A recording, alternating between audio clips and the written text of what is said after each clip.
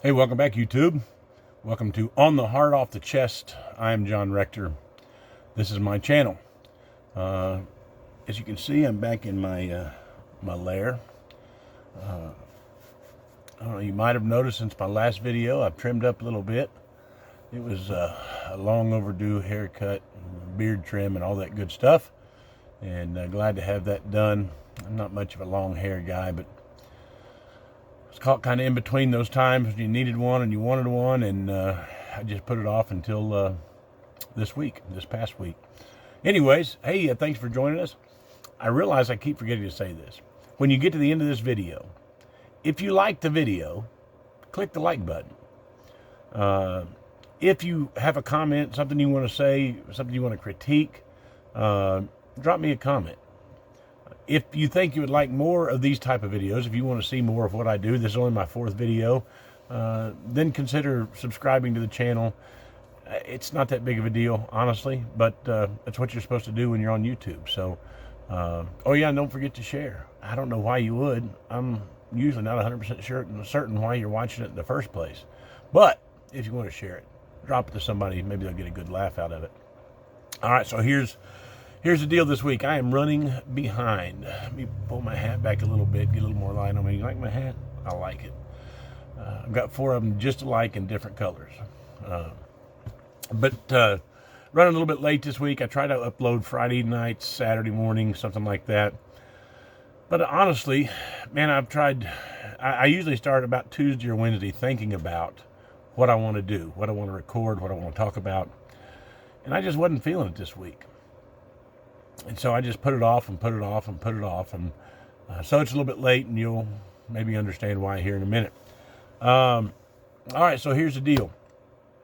Saturday morning, I'm sitting here in my lair, my man cave. It's really just my garage with all my crap back there behind me. But I'm sitting here, I don't even know, it's probably 9 o'clock-ish or so. And my phone rings, and it's one of my guys at work, and he says, hey, Brother John, we've got a busted pipe. Oh, some of my least favorite words. I said, okay. He gives me the details, and I said, can you send me a picture of it so I kind of know what I'm working with? And now I'm not really surprised because this pipe freezes frequently, and in all honesty, it's my fault this time because I forgot to either plug in the electric pipe tape, heat tape, whatever you call it, and I forgot to tell somebody else to do it. So that's pretty much all on me. I'm going to bump this camera up a little bit. I know you're not supposed to do that while you're filming, but you know what? I'm not a professional here. And if you're looking for a professional, there are probably other channels you need to visit. So anyways, I said, all right. I said, I'll be there in a little bit. So I loaded up my tools. Hopefully more than I would need, which is what I normally do because you never know what you're going to need. And I take off to work. Now I'm going to insert some footage here so you can see the leak.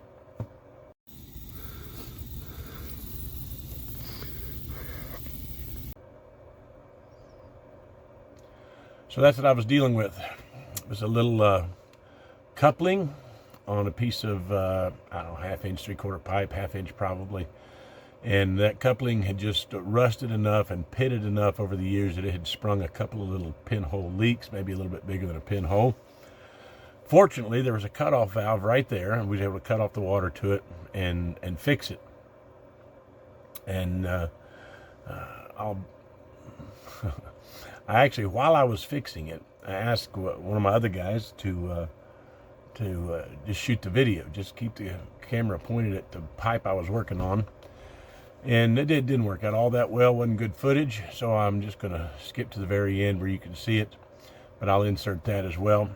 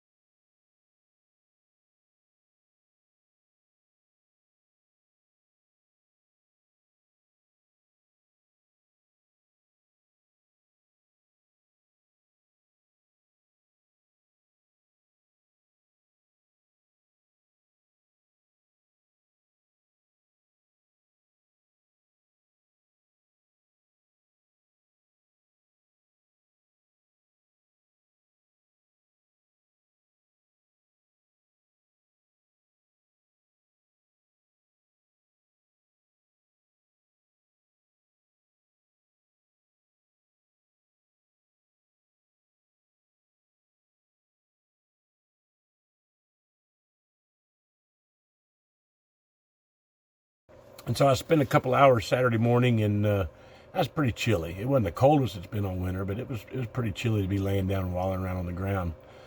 I don't know if you can tell just by the limited frames that you have gotten from me. I'm not a small guy. I'm about 6'3", and I'm a lot rounder than I should be. You know, we're not going to go into specifics, but suffice it to say, if you know me, or if you've seen me in person, I am what they call a large frame individual. Okay, I'm just fat. That's a whole nother story. But anyways, and of course the space you got to work is very minimal. It's, I don't know, I got about maybe 8 or 10 inches to work. But thank goodness we was able to get it done. Got the bad part cut out, slapped a compression joint union on there, got the water back up and running. I did notice while I was doing all that there is another part of that pipe on the inlet side of that shutoff valve that has just a tiny little drop leak. And so when it warms up a little bit, we'll be cutting the water off to the whole building and cutting that out and replacing that as well.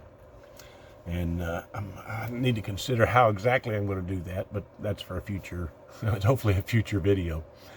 So yeah, I was down there doing plumbing back early this winter when we had that first really cold snap.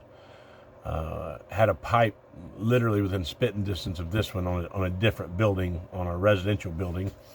The hose bib, same thing. The pipe just got a couple little pinhole leaks in it, and so same thing. Just cut it off and just capped it off for the time being until warmer weather. I'm not a plumber. Don't claim to be a plumber. I don't want to be a plumber. I like plumbers. I know some good plumbers. My buddy Mike Cannon, I had the privilege of working with him as a helper for a little while. He taught me a lot. My dad taught me a ton of stuff, just about the basics of plumbing, building, electrical, that type of stuff. But let's get into that brings me to what's on my heart today. So I'm 55 years old. I'm not going to go into my whole testimony. I surrendered to preach at a very young age, 11 years of age. I got away from the Lord at about 18. And I have done just about every type of work that a man can do. I have done logistics, both warehousing and transportation. Not big rigs. I've never driven a big rig. I think it'd be cool to try one of these days. But smaller delivery and box trucks and warehouse and those kind of things. I have done sales. I've done a ton of sales. I've sold boats. I've sold cars. I've sold insurance. I guess I'm still kind of doing sales because I'm selling the idea of what we do, the ministry we do. But I have done HVAC and electrical work. I worked as a helper with just a dear friend of mine, Jess. And if you're watching this and you know Jess, you know what I'm talking about. Jess taught me more in about 9 months as far as mechanical, HVAC, electrical stuff. And then I had probably learned the previous 35 or so years of my life. He was a dear friend, good friend. He passed away a couple years ago, and I still miss him. But Jess taught me a lot. Mike, my plumbing buddy Mike, he taught me a ton about plumbing and taught me how to dig a good ditch. Oh, Lord help. I have done security work. I have obviously done some preaching work and some administrative work and just about everything, every type of category that a man can do, I've done it. Now, here's the truth. The truth is there were times during those stints in different jobs, and most of my jobs I have liked. Okay, I did security. Did I mention that? I did a pretty long stint doing security work. Yeah, it's pretty much what you think it is. It's boring, and most of the time it's dumb, but it kept food on my table. That was back before I was married. I was a single guy, and it kept me in what I needed to be in. But there were stints during all of those different occupations, different jobs, that I would sometimes just say, Lord, why am I here? Not necessarily complaining, although sometimes it was. But the truth is sometimes it was just, I don't understand, because I know I've got more potential than to do what I'm doing. Why am I doing this? Why is it that this is where I'm at right now? Well, I'm going to tell you, days like this past Saturday and early in this winter when I fixed that pipe, and I don't know, a year or so ago when I replaced a commode, and another year and a half ago when I helped put a roof on our back deck because the guy that was doing it just needed a little help. And all those little tasks that I have to do now. The ministry that I run, I'm the director of, we only have one paid staff person. That's me. I very easily could have picked up the phone Saturday morning and called a plumber and said, hey, I've got a busted pipe, go fix it. And we would have come up with who knows, $300 to $600 they would have charged me to go out on a cold Saturday morning and cut a piece of pipe out, and they probably would have done a better job at it. They probably would have cut and threaded and put a union on and done it all professionally. But I did it in a way that got the job done, and I did it for just a few dollars in supplies and some time me rolling around on the ground. No harm done. And so I'm here to tell you that all those jobs I did, from the menial labor, I worked one winter when I was out of work. I worked loading and unloading packages during Christmas at the airport. I think it was either UPS or FedEx. I don't know. Worked through a temporary service. Plane would come in and land, and we'd go out and take all the packages off of that one, put them on a truck. Another truck would pull up, and we'd take all the packages off of that and put them on another plane. Third shift. And wasn't a whole lot of fun. But every job I've held, every thing I have set my mind to do has taught me something. And all of those lessons from, I worked with the framing crew back when I was in college. I didn't complete college, but I went to college for a year or so and took some other classes. But all of those jobs taught me something, a skill, an ability, how to think about a process, how to think through problems and find solutions. And at times when I would ask God, why am I doing this? Why is this where you have me? Why am I not preaching or teaching or ministering or doing something quote unquote valuable? But now I know God was preparing me.